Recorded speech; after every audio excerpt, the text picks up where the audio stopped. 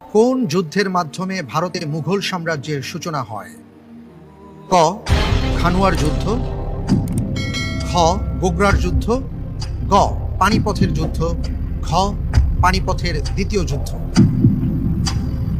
50-50 chance আছে। আচ্ছা, 50-50 chance দেয়া হোক। জি, আমাদের সামনে গ এবং ঘ আছে। পানিপথের প্রথম যুদ্ধ, পানিপথের দ্বিতীয় যুদ্ধ।